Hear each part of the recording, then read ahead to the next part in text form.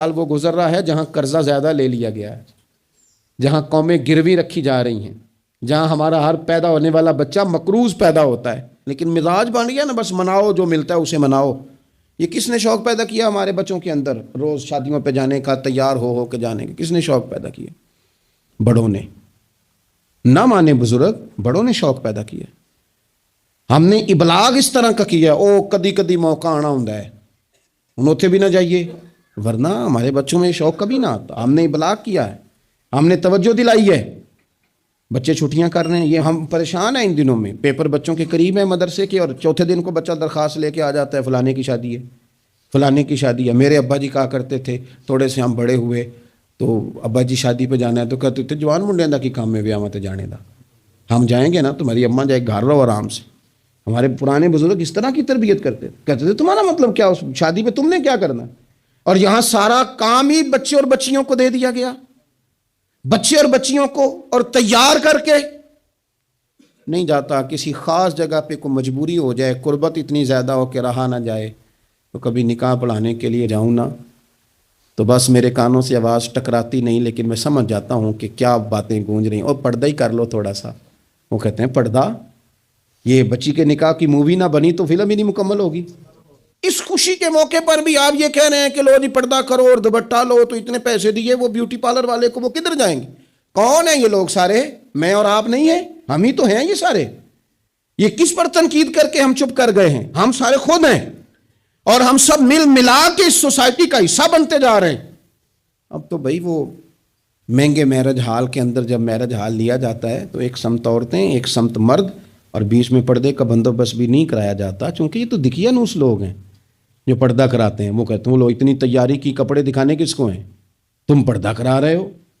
خدا سے ڈریں، مسلمان ان ابس کاموں کے لیے نہیں ہے، تو اونچے مقاصد کے لیے آیا۔ تو دیکھنا، تیری تو بڑی عظمت ہے۔ کنتم خیر امۃ اخرجت للناس تأمرون بالمعروف وتنہون عن المنکر۔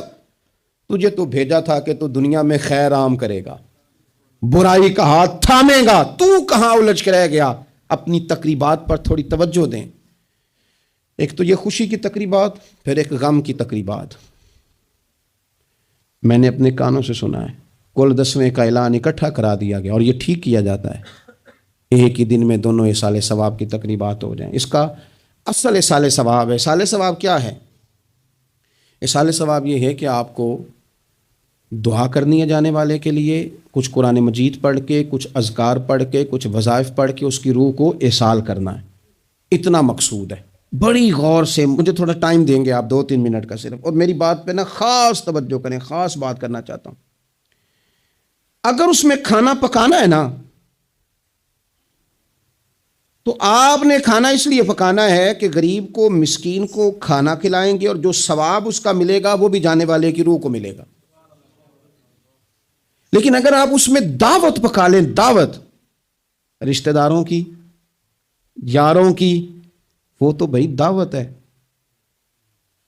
ایک ہے کہ آپ نے کوئی ایسا کام کیا جس سے جانے والے کی روح کو، ہوٹل میں بیٹھ کے کھانا کھایا 4 بندوں نے، موج کی، مرضی کا انہوں نے گوشت اڑایا، تو وہ کہیں اس کا ثواب جائے گا۔ یہ جو دعوت کا لفظ ہے نا، کہ دعوت کی، امیر لوگ سارے اکٹھے کیے، رشتہ دار، دوست احباب، سیاسی سب آ گئے، اب آپ نے وہ دعوت کی اور نام آپ نے ختم شریف کا دے دیا۔ آپ تھوڑی گہرائی سے سوچیں کہ یہ ختم بنتا ہے؟ ویسے ذہن قبول کرتا ہے کہ یہ ختم شریف ہے؟ اب میں کہہ لوں، اب میں یہ بات کر لوں کہ ہمارے ہاں کچھ ولیمہ نما چہلم بھی ہوتے ہیں، ولیمہ نما چہلم۔ وہ ٹائٹل چہلم کا ہے اور اندر جا کے دیکھو تو ماحول سارا ولیمے کا ہے، تو یہ اصال ثواب ہے؟ آپ بتائیں ذمہ داری سے کہ یہ اصال ثواب ہے؟ آپ غرباء کی دعوت پکائیں گے، غریبوں مسکینوں کی، ان کی دعوتیں اعلیٰ حضرت بریلوی رحمۃ اللہ نے لکھا ہے جائز نہیں ہے دعوت کرنا اس طرح۔ ہاں آئے ہوں، کھانا کھا جائیں، فی نفس ہی رشتہ داروں کو کھانا کھلانا، دعوت کھلانا ثواب ہے، لیکن ختم کو، چہلم کو، 10ویں کو دعوت بنا لینا یہ درست؟ ویسے ان کو دیں آپ، ثواب ہے۔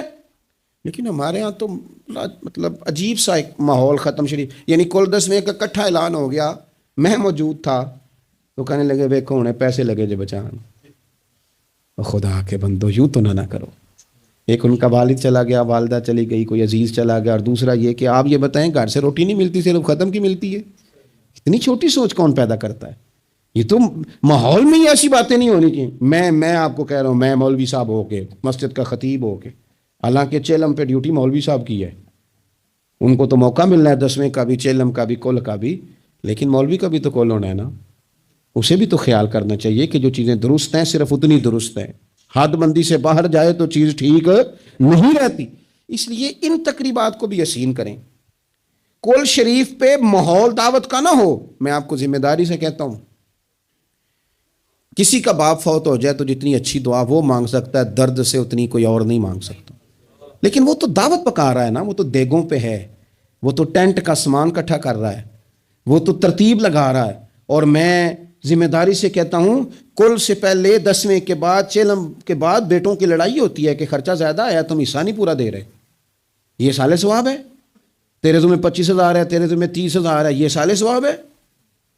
یہ غلط چیز ہے، کیونکہ آپ ایک ماحول ہے دعوت کا، ایک ماحول ہے دعا کا، ان دونوں میں فرق ہے۔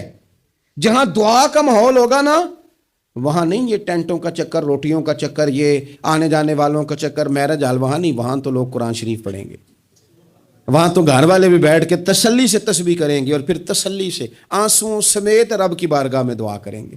دعوت اور دعا کا ماحول ہی الگ الگ ہے۔ اس لیے جو ہماری تقریبات اصالِ ثواب کی ہیں، اور پھر میں آپ سے عرض کروں، امیر بڑے بڑے چیلم کرتے ہیں، غریبوں کو مشکل میں ڈال دیتے ہیں، مشکل میں۔ پتہ نہیں بیچاروں کا بیماری پہ کتنا کو خرچ ہو گیا ہے، کہاں کہاں سے قرضہ اٹھایا ہے، کتنی تکلیف صحیح ہے۔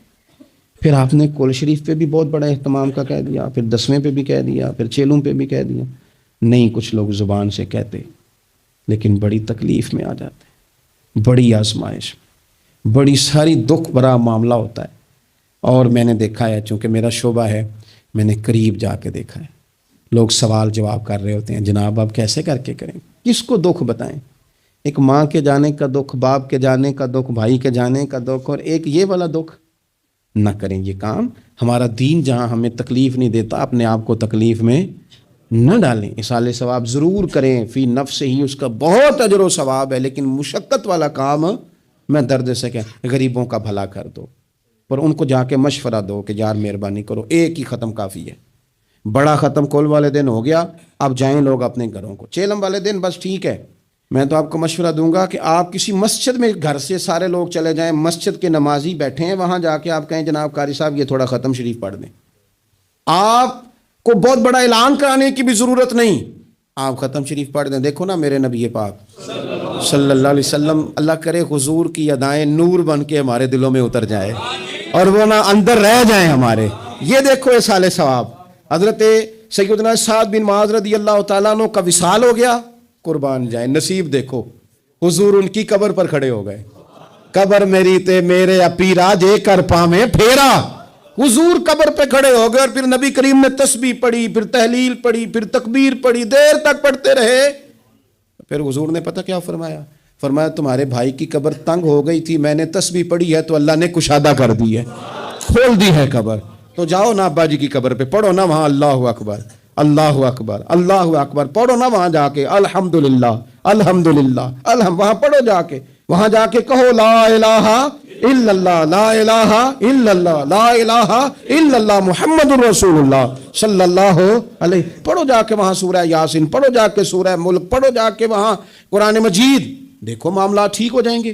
یہ اصالِ ثواب کی ترتیب بنائیں، گھر میں بھی اصالِ ثواب کریں تو ذرا درد سے، ذرا ذوق سے، ذرا اچھی طرح پڑھ کے، لیکن دعوتیں نہ بنائیں کل 10ویں چیلم کو، دعوتیں یعنی مل بیٹھو، کپڑے نئے نکالو، پوری تیاری کرو، اور جناب وہاں جاؤ اور جا کے کھانا کھاؤ اچھا سا خوبصورت سا، اور ساری توجہ ہی کھانے پہ، چونکہ وہ اس کو پتہ ہے کہ جس طرح شادی میں کھانا کم پڑ گیا تو عزت نہیں ہوگی، اس طرح اگر چیلم پہ کم پڑ گیا تو پھر بھی رسوائی ہوگی، تو جب کھانے پہ لگ جائیں گے تو دعا تو رہ گئی، جانے والے کا فائدہ نہ ہو سکا۔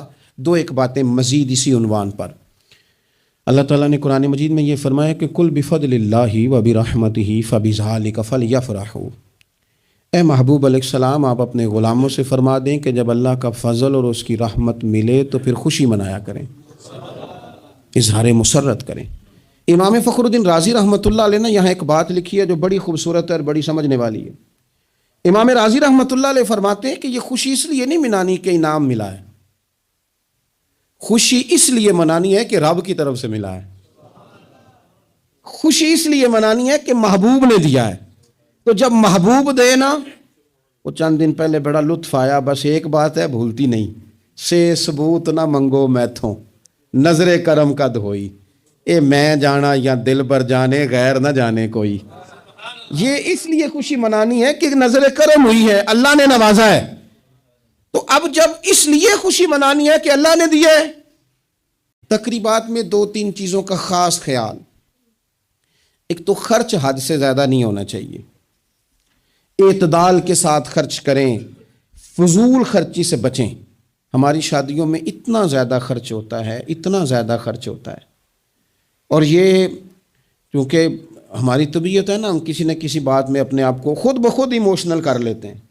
میرا پہلا منڈا ہے تو میں زور لانا ہے، سارے چاہ کرنے، پھر میرا آخری ہے تو ہن بھی میں سارے چاہ، او دیکھو جی آخری شادی ہے، او یہ آخری نہیں ہے میرے بھائی، کس نے آپ کو کہا؟ دعا کریں نا اللہ بیٹے کو بھی بیٹے دے، اللہ بیٹے کو بھی بیٹیاں دے، تو ان کی بھی شادیاں ہوں، تو آخری تو نہ ہوئی۔ کیوں؟ مطلب آپ بلا وجہ اپنے آپ کو خود بخود ایموشنل کر کے، اور یہ اتنی کبھی طبیعت ہے بعض لوگوں کی کہ وہ کہتے ہیں وہ دکھانا ہے آج۔ آپ شادی کی تقریبات کو فضول خرچیوں سے بچائیں۔